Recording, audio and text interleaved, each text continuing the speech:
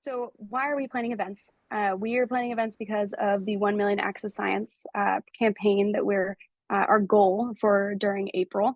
And this is Citizen Science Month is April. And so that's why we're timing it for then. It is our largest excuse to just party on about citizen science and make a big effort, a global effort to just push it forward in a way that's amazing and engaging for everyone involved. So, and the scientists do need our help. Now, it is a month-long celebration. I've talked about some of this already, so I'll keep moving. But I am curious to know if any of you have hosted events before. If you can you write in the chat as we continue if you have hosted an event before, or if you have hosted an event before, excuse me. You can go ahead and drop that in the chat with yeses or nos, or you can explain what that event was if you'd like. We'd love to know your story. Thanks, Michelle. Awesome. Sounds like we got one at least. Perfect. And I'll leave it to Tara really fast to talk about what the library network does and what it is. Hey, everybody. I hope you are signed up if you are a library, or even if you're a community-based organization, to our library network, which is this growing group of us that is dedicated to becoming community hubs of citizen science. It's supported by the Institute for Museum and Library Services, and it was launched back in, I want to say 2020. So we're going strong now, a couple of years. We have about 800 libraries in the network last I checked, and we all get together on webinars. There's a specific inbox that we've developed at SciStarter to help answer any questions pertaining to how to become a community hub for citizen science. So we encourage you all to sign up and join us on the various activities that the network provides. Awesome. Thank you. And then I'm going to turn over to Caroline to talk through what our partnerships are for this year and what that means for you. And I'm loving the conversation I'm seeing in the chat. So everybody, please keep it coming. For those who may not have noticed, I also put a link into some of my favorite snow citizen science projects, just because I know that Kelly and Tara are both covered in snow at the moment. And some of you might be as well. I'm not. I'm in Florida. It was raining today, but I was able to do the IC Change Citizen Science Project. That's just a digression, but I just saw some folks posting about projects they might run, or projects they like to do, or projects they've done for different programs. So keep that chat going. And if you're watching this recording later, let us know what projects you like to do in the comments. That's always really fun to see too. Okay, back to business. So partnerships, who's involved? So Citizen Science Month is really big now. I have seen people on every continent participate and plan events. And I think the cool thing about Citizen Science Month is it's really just an excuse to celebrate citizen science. So you will see people just doing projects, going to their local library, having a meetup, talking about citizen science, checking out books and kits about citizen science. But some of the keynote partners that we wanted to highlight are Arizona State University, the All of Us Research Program and their engagement partners, various public libraries, the network of the National Library of Medicine, All of Us Program Center, which provides funding support to Citizen Science Month and supports a lot of special events, and so much more. And this is just a reminder, if you want to get added to this partner list someday, you can email us and we could deepen our engagement, and also make sure that you add your Citizen Science Month event to the SciStarter database so we can try to support you. But this particular partnership I'm about to talk about is with the All of Us Research Program, NNLM, their program center, and of course SciStarter and ASU. So we'll go to the next slide. So we have a video. I think it does a really nice, elegant job explaining what All of Us is, because All of Us is one of the featured keynote projects for Citizen Science Month. So because All of Us is a national, so in the United States, precision medicine project, there are opportunities for anybody in the US to participate if they're over the age of 18. And there's also special support for libraries, public libraries, that want to plan All of Us programs. But this video will tell you what the specific project is and why it's so important. So Emma, let's play it. Meet Ray. Ray lives on a farm. He loves playing kickball with his grandkids, but lately he's gotten a little slower and been visiting the doctor a lot more often. This is Kim. Kim lives in the city. She loves to exercise, cook healthy meals, and can't remember the last time she called in sick. They're both people, but not all people are the same. And yet, when we visit the doctor, our treatments don't look that different. Why is that? Because we just don't have enough information to do it better. until now. Enter all of us. The research program based on precision medicine. Precision medicine is a revolutionary new approach to treating and preventing disease that's personalized instead of one size fits all. By gathering health data from 1 million people like Ray and Kim and Trevor and Samir, our country's best researchers will be able to develop treatments that are as unique and complex as we are. With this new information, doctors will have a better understanding of disease so they can innovate the next great breakthroughs in medicine. Once enough people join, suddenly everything changes. Information becomes clear, patterns emerge, and simple data transforms into life-saving knowledge. This means that Ray and Kim's children and their children's children can live longer, healthier lives. By becoming one of the first 1 million people to volunteer, you can help reshape the entire future of healthcare for generations to come. If we can figure out how to fly, put a man on the moon, and connect the entire world, surely we should be able to improve the future of healthcare, not just for Ray and Kim or even you, but for all of us. Sign up at joinallofus.org. The future of health begins with you. Meet. So Citizen Science Month, every April, we partner with the All of Us research program to spotlight them as a keynote project. There are lots of citizen science projects out there for every type of discipline, right? You got environmental science projects where you can take pictures of different plants and animals for researchers trying to study species distribution. You got projects where you can, help map spiral galaxies from your own computer. And I think health research is another really important field and one we're really delighted to spotlight during Citizen Science Month. And the All of Us research program is a project that makes sure all people are part of health solutions, and anyone can be a citizen scientist and contribute their data to all of us. So we have some special programming that we get to do with all of us. If you want to, let's say, if you have a library, if you're a public library or you have a public library partner, you can get in touch with me and I can help you plan an All of Us event. And these events have all taken different forms, and I've really enjoyed each and every one of them. Some of them, we talk about the All of Us research program and how it can highlight environmental determinants of health. For others, maybe the theme will be DNA Day, and we talk about how you can take charge of your personal health data and understand your genetics on DNA Day. There are different themes. So if you're interested in bringing some speakers to your library or doing some sort of fun interactive event, maybe we can demo the All of Us data browser and take a deep dive into health data. Get in touch with me. We also, thanks to the network of the National Library of Medicine's All of Us Program Center, we have up to $5,000 available per event as an event support award. And this is very flexible. It can be used for staff time. It can be used for collections if you want to beef up your citizen science collections. It can be used for event-specific costs and more. So I'm Caroline at SciStarter.org if you are interested in this opportunity and want to spotlight all of us at your library this Citizen Science Month. But that's it for me from now. Back over to Emma. Awesome, thank you. And we also have at the end of this presentation more information on that event support award too for you if you're interested. So I'm actually going to pass it back over to Tara for a moment to talk about what it means to plan for Citizen Science Month, split into 3 topics. So I will pause here. Yes. So we've sort of thought about these 3 areas. Prepare. Can you go back? I should know these. Prepare, plan, and participate. Okay. Yes. So these sort of our trajectory. Prepare. Being here is already preparing for Citizen Science Month. So congratulations. We also have a ton of other opportunities and resources to prepare for Citizen Science Month.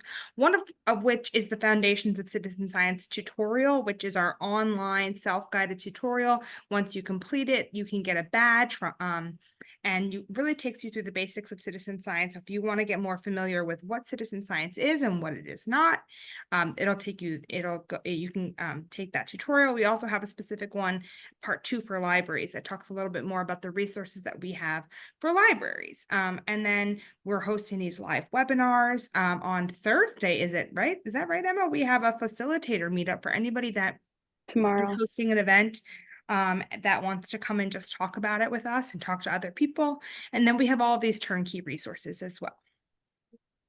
And that event support meeting is tomorrow, actually. Oh, okay, great. So, yeah. Okay.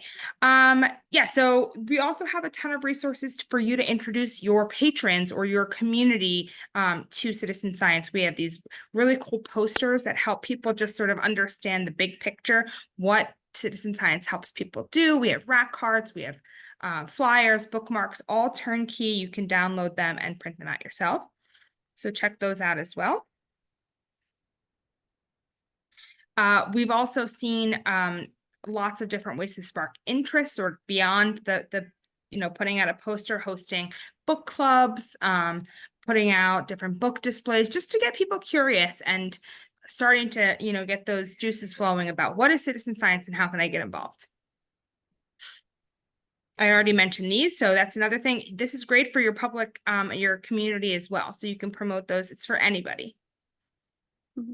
And a quick note on this one, we're familiar with some organizations that are, there's Girl Scouts, for example, that may be using the training to develop leadership skills because they can actually use our facilitator slides to help others take the training just via an event. So there are other uses for this as well if you work with youth. That's a great point, Emma. And those facilitator slides are really awesome. You can download them. They're essentially this training tutorial turned into a set of slides that you can, go off and do your own training with your community. So, and you can customize those as well. We'll put a link to where, actually they're in that training link that Emma sent.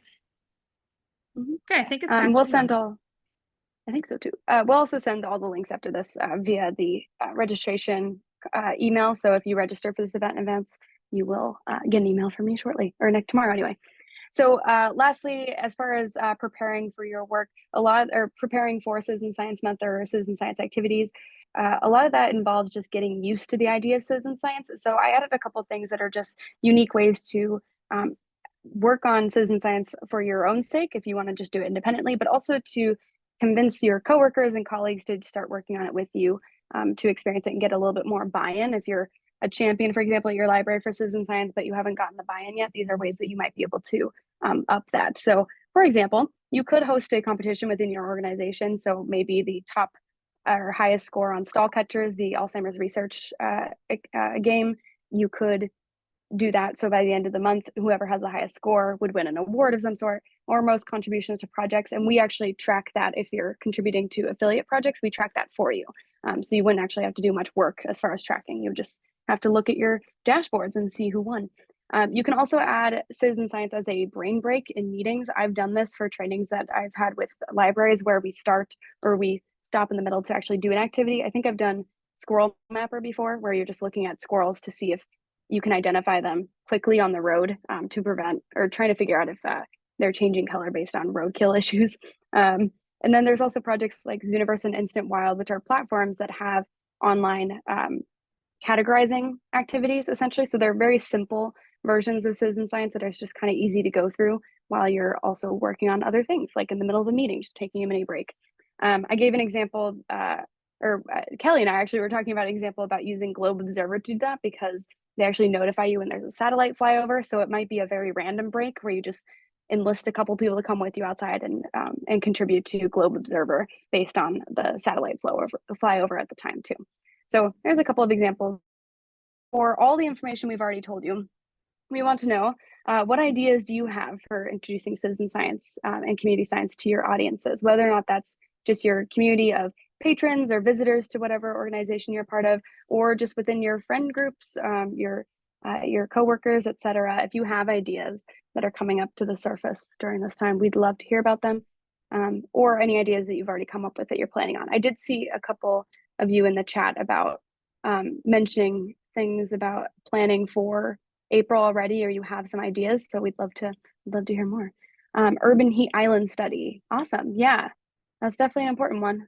Although with -6-degree weather right now, it's kind of crazy to think about where you are, Imani. I want to make up more citizen science kits. Yeah, absolutely.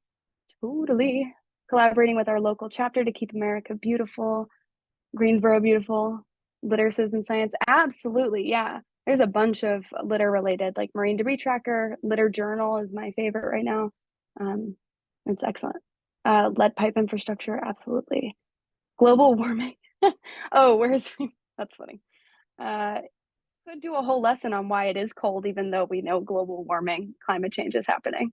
that's an event. Could talk about that with icy trains. I was gonna say, unfortunately, extreme temperatures is all part of climate change and global warming. So Excellent. All right, I'm going to pause because we have a lot of things coming through the chat. And Caroline, you are so right. Thanks for mentioning that. Please add your events to SciStarter. We want to make a massive calendar of all the events that people can take part of during April, and we can only do that with your help. So we're only doing so many events. We want you all to take charge and add those in so we can make sure we're covering all those things. I'm and loving you can some also of these use, events I'm seeing, Emma. right? I'm saving this chat because we can Yeah, just I know. I'm review like, it during I our need to next get in meeting. touch with all of you to hear more and learn more and connect. Yeah. Feel free to write to us. Actually, I'll just drop that in the chat. info@SciStarter. Feel free to write to us about it too, how it goes or how your planning goes, because we can always support for through our meetings that we're having once a month to go through workshopping these things, but also just to hear how it's going. Awesome. Okay, so now we're moving over to that second portion, and continue to write in the chat too. That's totally fine. I'll just we'll do both actions. So the planning area, that middle part, is all about taking that citizen science knowledge and putting it to hosting a program or an event. What actually counts as an act of science during Citizen Science Month is important to note here. So we'll go over what that means. But actually, just to back up, just to make sure we're being clear here. So because Citizen Science Month is always in April, this month in particular, we're doing the 1 Million Acts of Science campaign to really push participation and see how far we can go, and we're very excited for it. And so as a unique aspect of that 1 million acts of science, we need to be very careful about how we define an act of science. So we wanted to give you a little bit more context here. So there's a couple of examples here, and I think I might have given you this slide, Tara, but I can also keep talking. It's fine. And I was just going to say, I think we mentioned that 1 Million Acts of Science campaign already. We'll talk a little bit more about how to participate, but really it is just a rally call to boost participation in citizen science or public participation in scientific research, community science. There's lots of different names for the what counts as an act of science. But the sort of the big picture here, and I see a lot of this in the chat too, citizen science is for everyone, and it's especially for adults. I mean, I know that like STEM and STEAM has really grown in libraries, especially over the last 20 years, which is great. And I mean, this is where my background is in doing this with libraries and youth. But citizen science is unique in that it's for adults as well as it is, you know, as youth can participate, but it's primarily for adults.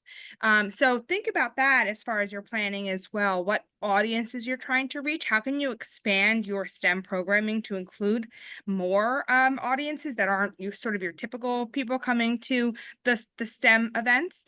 But what counts as an act of science is generally anything that help scientists accelerate scientific research. So sharing pictures of nature on different apps like iNaturalist or iSeeChange. There's tons of ways to analyze images online through NASA. You can join a project like stall catchers to play games for research. And I know many of you are from facilitator organizations. That's what we call these types of organizations, where you are bringing people together to around, you know, an event or a program. And so by hosting an event, just an introduction to citizen science event, you are by nature, you know, that counts in our eyes as an act of science, because you are helping to bridge that gap and to grow awareness of citizen science in your community. So your events count, and then obviously actually participating in the different projects counts as well. Yeah. For anyone you know who's not the facilitator role, if you go to events too, that attendance counts as an act of science for sure. You are part. So you might recognize this slide because it was a couple slides ago too. I duplicated it, but to add a little bit more context for your patrons or visitors or whoever visits your organization, you can do other low lift activities with those individuals that are all about taking part of these acts of science without doing a full event. You can do full events if you'd like, but these are other options too. So that competition idea, you can just go for a competition leaderboard in your library. Most contributions to projects, keep that list active and keep them updating it over time.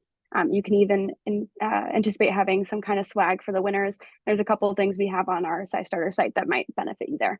And then brain breaks, that also works for just encouraging people at your library to take a moment and do an activity with you. Like if they're just hanging around working on things, you can always ask them if they need a break and work on some other things, or invite them to join an activity that you have planned. I think I've seen people do that with like board games before. So I'm trying to make it happen for citizen science. And there are other activities that you have at your library that might just relate really well to citizen science that you can add it as an add-on during the activity or a follow-up to, which is always a smart way to lower the efforts, but just maximize the impact. Also, there are other low lift activities that are really easy to do that don't really require much of you.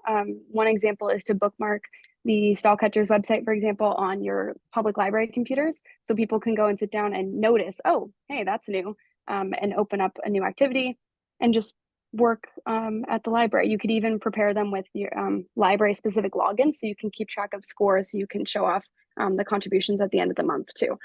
Which is always great, especially since if you're working with younger people, maybe they don't want to have their own account if they're under 18. And so you can actually set up a general set of accounts for them that they can use.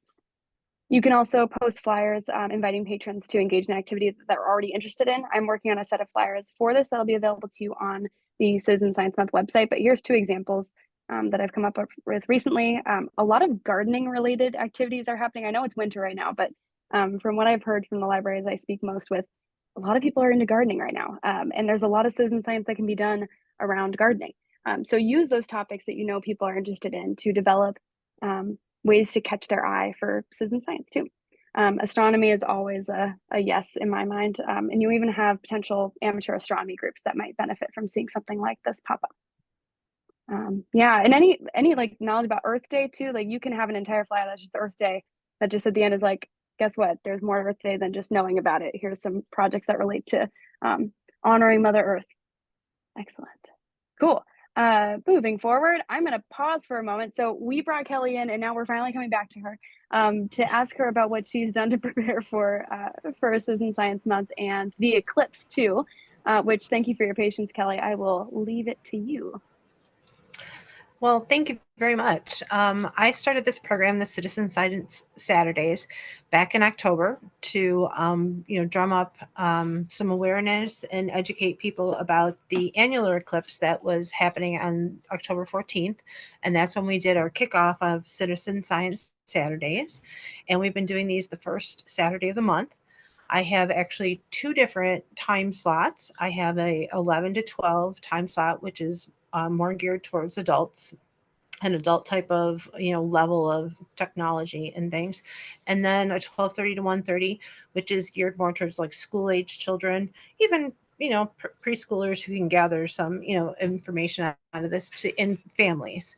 My ultimate goal with the adults is to do the intro to citizen science and hopefully get them started on wanting to participate in some of the early data collection, introduce them to like the Globe Observer app, iNaturalist, and get them in the habit of making observations and become familiar using these apps. Because what I'd really like to do is turn them into volunteers on April 8th so that they can be helping the rest of the community gathering data the day of the eclipse and adding those data points onto the Globe Observer app, because we've been really pushing this with different age groups, different classrooms and stuff like that to show them, how they can participate very easily in citizen science and helping out international scientists. I have applied for a couple of different mini grants throughout this. So I have a air temperature thermometer, I have a surface temperature thermometer, and I'm hoping that Eclipse Soundscapes will grant me a audio moth soon. But we're hoping that we'll have all three of those things going on property the day of, so that my volunteers can then help people as they come into our location at the library. Will be a public viewing area for the eclipse to take readings while they're here at the library enjoying the events that we'll have going on during the eclipse. So that's been the goal with my adults. And then the next step with the families has been more of educating them on eclipse science. And depending on the age levels of the families that I get, I will pivot, of course, because that's what we all do.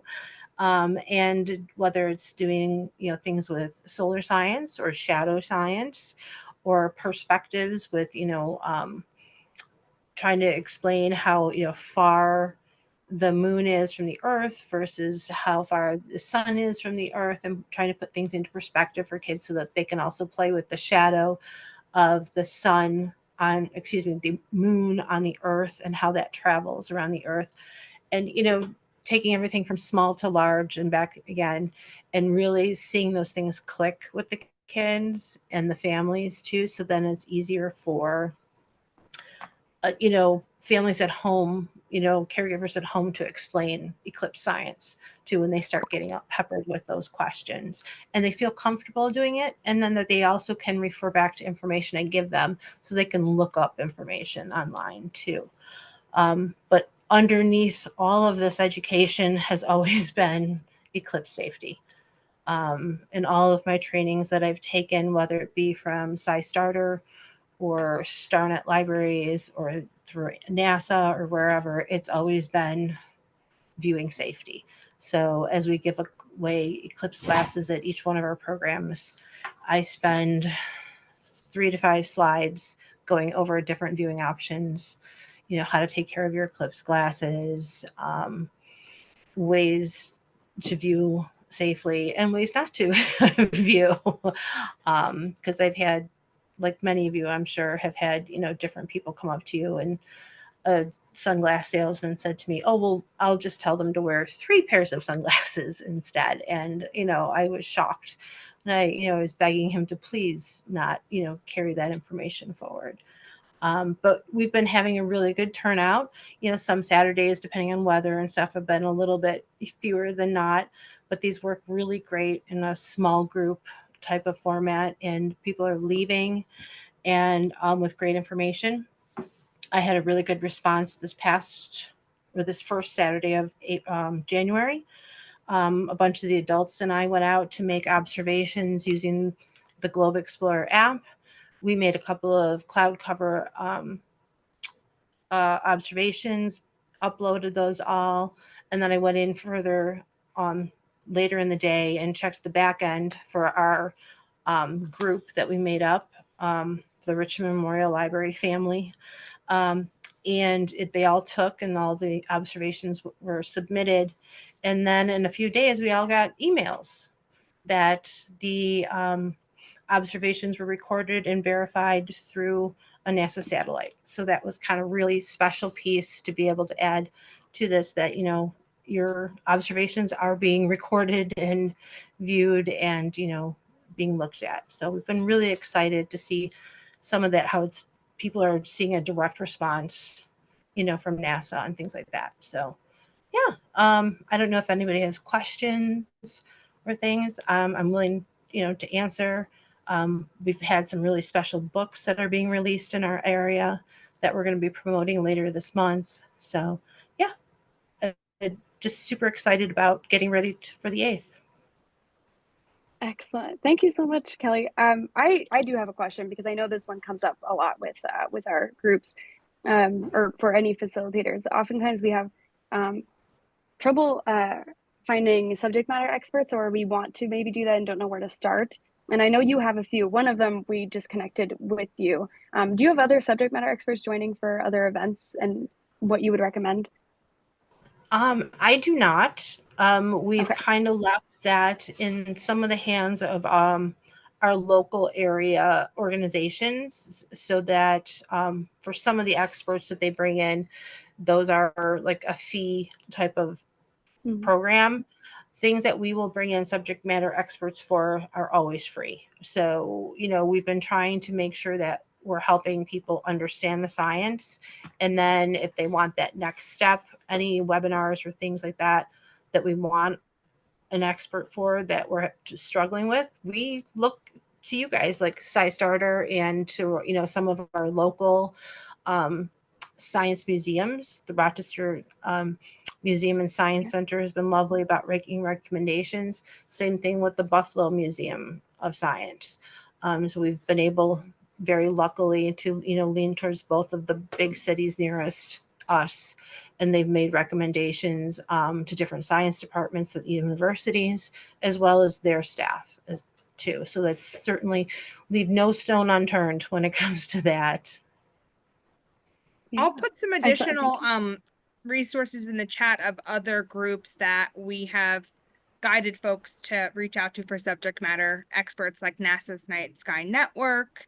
NASA's Universe of Learning has you can request a subject matter expert as well. So we'll add some things in the chat for you too, for all of you. And Sandy actually added one while we were chatting. Solar System Ambassadors are a great resource too. So that link is in the chat. And again, I'll send all of these in the follow-up email too. If you are trying to track all these links, I will help you out. We save the chats for a reason. Excellent. Are there any other questions for Kelly that she may be able to answer, or questions you have about how it might relate to your project? We can also, we'll move on while we're, just for sake of time. And if you do have questions, we can always pause and come back to it too. So keep thinking. Thank you so much, Kelly. That is an excellent description of all that's happening. I'm glad we have you on board to talk about it, because you're doing a lot, and it's definitely appreciated and noted. So I'm excited for your patrons. Oh, you're most welcome. And I just want people to know that it's very achievable. Even this, as we get closer, these things are very easy to put on the calendar and get going. And, just a little enthusiasm and a little bit of backup from places like SciStarter. You can put kits together and get going on it. Yeah. And actually, there is a question in the chat for you, or in the Q&A for you, from Mary. Kelly, are there any projects you found worked really well for an easy intro to science for families? What would be your suggestion for easy intro? Actually, I went ahead and worked on a kit that was put out by one of the organizations. I can't remember which one off the top of my head. I don't think it was SciStarter, but one of the organizations donated state kits, 2 per state, to give out to libraries for us to circulate. And it's centered around the story Moon Bear. And it really talked a lot about the shadows and creating how Moon Bear goes through his day and how the shadows moved. And I was super excited when I was reading this to a kindergarten class. And I read the book, and then I asked them questions about it, and then they got it. It wasn't the shadows moving, and it wasn't that the bear was moving, and it wasn't the sun that was moving. They got that the earth was moving and everything. So, they really picked up on the science behind that once we went over it. And, we played with some flashlights and some mini little bears, and it clicked with them. So I was super excited to see that. And for those librarians out there, if you go on to worldcat.org and search under lists, there are some book lists that are out there. I've put one myself that's under eclipses. So there's some really great books out there that you can go ahead and take a peek at, and then maybe get for your library and your patrons. Kelly, I just put the link in the chat. Those that resource was from our friends at NISENet. So thank you for reminding me. Absolutely. Awesome. And speaking of book lists, I'll note this when we get to it, but in our resources for you all, we do have some book lists that might be of help, and they are continuing to be updated by one of our library experts, Robin. And there are some more docs coming through. Someone mentioned projects through NASA. I just wanted to let you know, we work with NASA and have a program to do events with them too. So if you're interested in learning more about those programs, I dropped another link in there, but I will mention at the end of this event anyway. Awesome. So moving on to more things, the projects that you create or programs, you'll notice in the chat that we were mentioning, hey, add it to SciStarter. This is how you add it to SciStarter. So if you want people to know about your events and want to be promoted through SciStarter as well, you can actually go to scistarter.org /add-events, which I'll drop in the chat for you right now, if I can type fast enough. And that will allow us to see your event and learn from you, but also help you promote it over the time and put it on our lovely, oh, I misspelled that, sorry. Just beware of the first HTTPS, not double P. And we want to help you promote those. So we'll have a giant calendar with all those things. We would love to know everything you're doing. All right, I'm going to pause here and actually stop my share for a moment. A lot of things, and some of that is we have stuff, but where is that stuff is a question I want to make sure we answer. So I'm going to bring you to the site citizensciencemonth.org, and I will share my screen so that you can see all of it. So citizensciencemonth.org allows us to give you all of those resources that you might need, and you can also let us know if things are missing or you have any suggestions for how to improve on it next time. So if you're planning an event, we have an event support area that you can click on. Again, it was citizensciencemonth.org, and you can go through and learn everything you need to know, including planning for Citizen Science Month webinars. So this was our one from last month, and then some very clear directions on how to get connected with helpful resources and plan your program. So what we started with was the prepare, that's the learning and the share the basics. Plan is the second P that we're in right now. And we have quite a few resources for you here, including something called event recipe cards. So the reason we created these is because we want to make sure that you have the ability to pick a project and very simply turn it into a program without much difficulty here. So in this case, we have a set available to you from this page, or you can also go to event recipe cards where you'll see the rest of them. Full list. And then we have a whole folder for observing pollinators. I noted someone mentioned the pollinator project, Great Sunflower Project in the chat earlier. We have quite a few resources for that because it is quite substantial, especially since a lot of groups use it for youth-oriented programs too. It is really a powerful project. So, and you can also find, yeah. If I could just interrupt though you quickly, you have these wonderful recipe cards, and I just want to tell everybody that, you know, the recipe cards are awesome, and I absolutely loved your pollinators kit step by step. If anybody is interested in ever doing a citizen science kit in their library to circulate, your step by step, you know, processes for putting these kits together are absolutely wonderful. They have everything in the files and everything a librarian could ever want to put the kit together. So I highly recommend the kits for circulation. There's templates for labels, there's templates for everything, and your system will love you because they're super easy to then to add to your MARC records and everything. So I highly recommend any of the kits to put together because they are just step by step wonderful. Sorry. Yeah, and I just put that link in the chat. So love that. For those kits. Yeah. Thanks so much for mentioning. I appreciate the glowing review you just gave us. So unplanned, by the way. No one told her to say that. I just want to make sure that's clear. Amazing. Yeah, and that link is in the chat. Thank you. And library-kits too is another link you can go to learn more about them. That was noted as one of the more popular resources in a previous call we've had, or last month's version of this. And so we're excited that it's of use. So please, yeah, keep using them. A bunch of these are related to the kits too. The Measuring Light at Night Globe at Night is Measuring Light in the Night, which is a kit. iNaturalist is the Exploring Biodiversity. The Great Sunflower Project is the pollinator, keep flipping it, sorry. The Observing Pollinators program. This one's not a kit, but they have a kit, which is the one that Kelly mentioned earlier with the audio device she applied for. They give it out for free. The deadline for that is actually January 31st if you're interested in getting a kit from them while supplies last. So you can reach out to, or you can go to their website to apply for one of those kits. And then we have an All of Us related one if you're interested in that event support award as well. Excellent. I'm reading a chat really fast. Melanie, we have a very limited printing budget. Is there ever a way to get printed resources for free from SciStarter that we can share with families? Since we are international, it's unlikely. Can you remind us where you are, and we might be able to respond individually too. But unfortunately, I can't promote that for any of our services because we are such a wide-ranging organization. Awesome. All right, I'll come back to you then. In addition to all those event recipe cards, we do have event planning support here that goes from event planning, just starting the role here, promotional materials when you start getting to how to promote it across your library or organization. We have logos that include our 1 Million Acts of Science logo, which is super fancy and awesome to add to anything. And then social media assets that are already set up for you. I wanted to drop into here really fast so you can see the event recipe cards are in here for the event planner and facilitator resources. We have the book list made by our friend Robin, and handouts and activities that include things like a bingo card. So if any of you like playing bingo, you can use our bingo card or make your own that relates to your library. And I love this specifically, so I hope more of you use it, which would be great.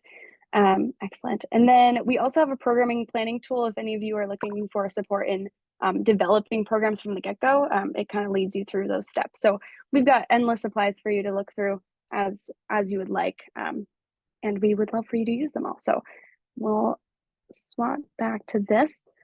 Additionally, registering and promoting your event, as I mentioned before, it's just helpful for us to be able to help you more. We have a marketing toolkit. Those we have free images for you to use off of SmugMug. I'll show you what that looks like really fast. All in categories too, so you can get exactly what you're looking for, or you can at least get close to what you're looking for. And then we've got those social media resources that will be helpful as well. Now, back to the original at the very start of this, we talked about 1 million acts of science, and I'm going to bring it up one more time.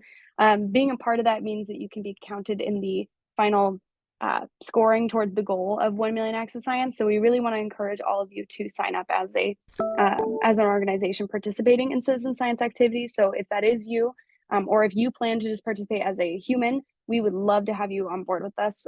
And that means going, oops, wrong way. My bad. I need to go to participate. Participate, going to one of these that relates to you, either as an individual signing up, a library as signing up, classes or projects. I saw some of you are researchers. You can sign up there to get updates on how to prepare for that and get advice on how to continue. So for any of you who are libraries, you would just sign up there. And then we'd reach out to you to help promote your events and to make sure that we gauge how many acts of science we get by the end of the month to get towards that 1 million. It's really a big, giant family of effort for Citizen Science Month. So I'm very excited to have that opportunity to show you guys all your hard work over the course of the month. I think there are additional resources for libraries that you can go to as well down here. So this is really the really great site to pay attention to. And I think I see a million chats rolling in. So apologies if I missed while I was chatting, but no one interrupted me. So I think we're okay. Here's that link if you want to get straight to there. And then Roland sent the participate link as well if you'd like to sign up. So happy to have you there as well. Awesome. Okay, I'm gonna switch back to our presentation. If there are any questions, feel free to ask them. I'm gonna hand this over to Tara for the next, which I think we already discussed briefly, so we can be sure. Is it 1 million acts of science? It is. Oh. So we talked about this. This is our big campaign for Citizen Science Month 2024, possibly going forward every Citizen Science Month, although I suspect we're going to up it to 2 million acts of science next year. But this year, we're hoping to make that collective impact, and we really need you all to help us do that. And it's a super light lift. We have a separate sign up for you to, if you go to the next slide, I think this information is on there. Yes. So if you are an individual that is contributing to a citizen science project, like any of the Eclipse projects we've been talking about, like stall catchers, anything related to helping scientists accelerate research, you can sign up as a participant. If you are going to be hosting an event or gathering people together, sort of that facilitator, there's a separate sign up. So you can be both. You can also participate as an individual or as a host organization.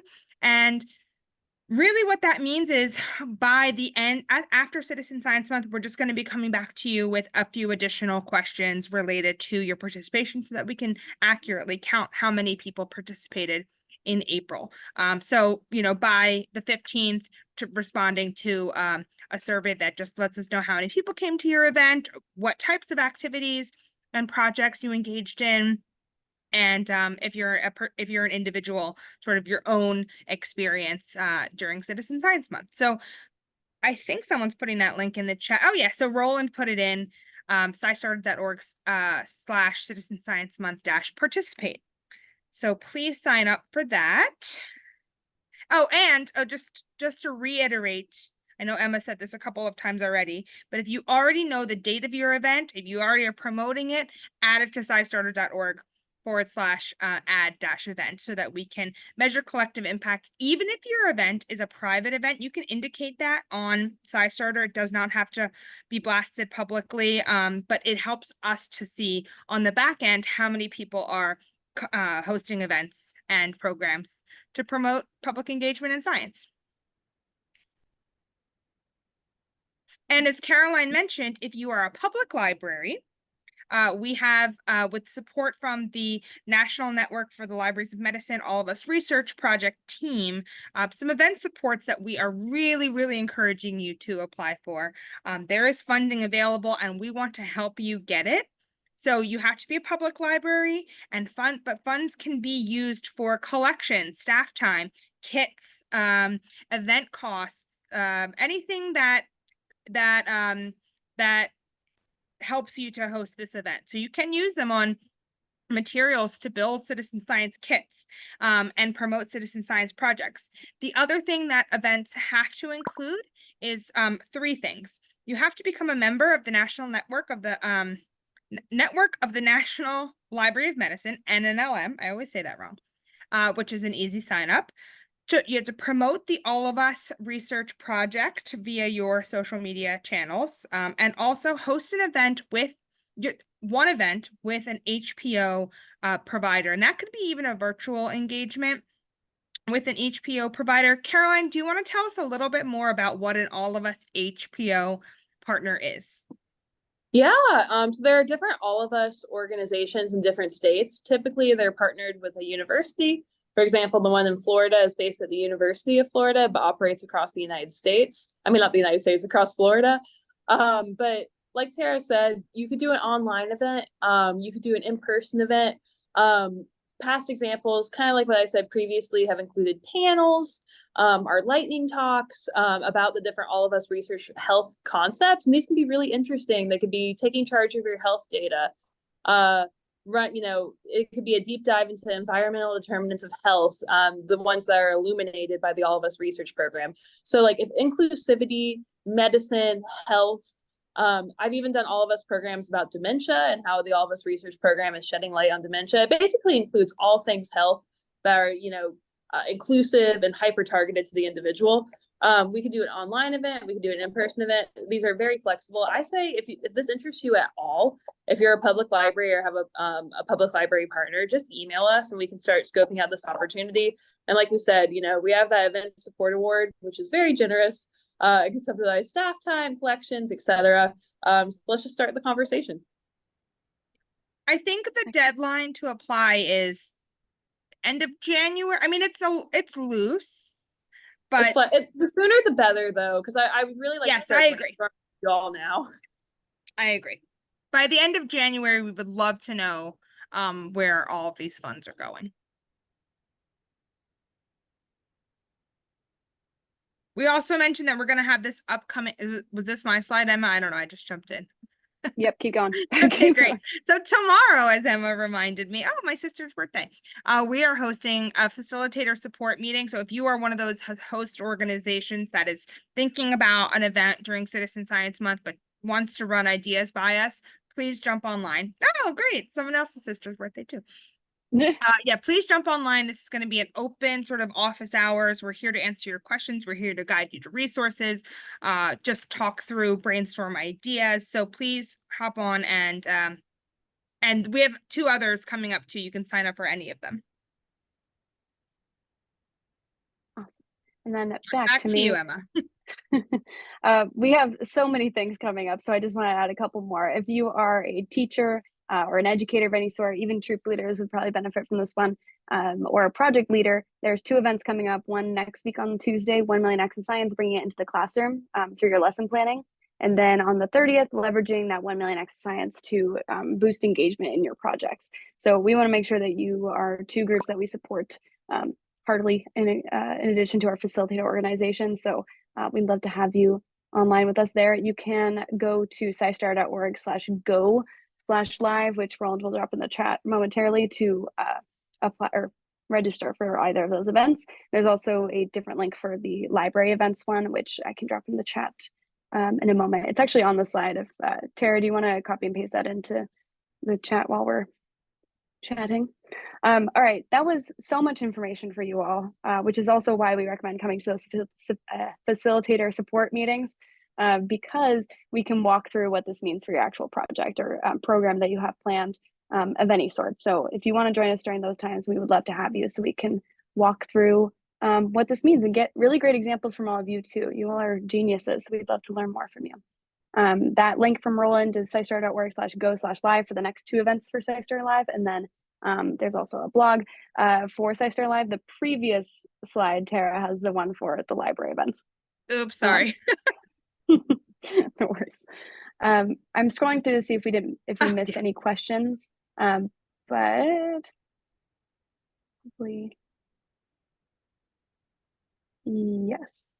All right, I don't see any questions that are popping up. I might just have lost them from the top. So if I missed any questions, we've been answering a lot of them in the chat as we've been going along. So good. Okay. I think we're Yay. okay. Excellent. That's but good again, too. just email any of us, email that library network email. Yeah. Oh, good. Is there Imani anything... said working with the medical library on this. Perfect, Imani. If you want to chat about it, we're happy to jump on a call, but that's great. Thanks, Sandy. Super helpful and inspiring. Love it. If there are any things that you feel like you need more support on, you can tell us now if they come up. But if you realize there's something missing in your knowledge base for any of these things, you can let us know at any point. I do have a slide with, yes, we need help. Okay. Imani, we can contact via email too if you have more specifics on how to address those things. Oh, this is the same slide, just slightly different. Where was it? I was going to share with you this one. Yes, if you do need active help, we do have our email up here, email info@scistarter.org. You can also email the library network instead, but we also have a ton of other methods like asking the project leaders if you're looking for information about specific projects, you're looking at the Finder for specific topics that you want to discuss. There are a couple of pages that might benefit you there as well, like the SciStarter, SciStarter.org/affiliates is helpful. And our citizensciencemonth.org is really your best area to find future projects at the on that page, which will be helpful. We are SciStarter Live, so we do have a post-event survey for you to take if you'd like to, if you'd be willing to share your thoughts. And we just dropped that into the chat. Thanks, Roland. I'm going to backtrack briefly. Someone asked about, or someone made a mention about NASA projects, so I wanted to make sure that this got heard. For any of you who are interested in just learning about different NASA citizen science projects, we have an entire program with them where we're talking about specific topics. So in the summer, we talked about the moon and for the anniversary of landing on the moon. And then we also have had one about the eclipse. So if you're still looking at eclipse projects and preparing for April, you can watch that one. It's on our NASA page, which, Roland, would you mind dropping the NASA link in here too? And then our next one is coming up on February 21st. It's called What's It Mean to Be Cold? And we're going to be talking about everything from icy comet trails, brown dwarfs, to ice on Earth, and water, and all things cold. So excited to talk to you all on that day too. If you're interested in joining us, you can stay tuned on the SciStarter.org/NASA-live. Thank you, Roland, for dropping that. Yeah, but we've got lots of things always happening. So happy to have you on board with us. I'm going to go ahead and drop my share and close this out. We're 3 minutes after. Thanks everyone who stayed on a little bit later. Apologies for not making the time. But we're so happy to have you on board and looking forward to hearing what all your ideas are. So keep us posted and add all your things to SciStarter, and good luck. And we'll see you at the next event if you need assistance. Excellent. Thanks, Sandy. Awesome. All right, I'm gonna go ahead and pause our recording or end our recording.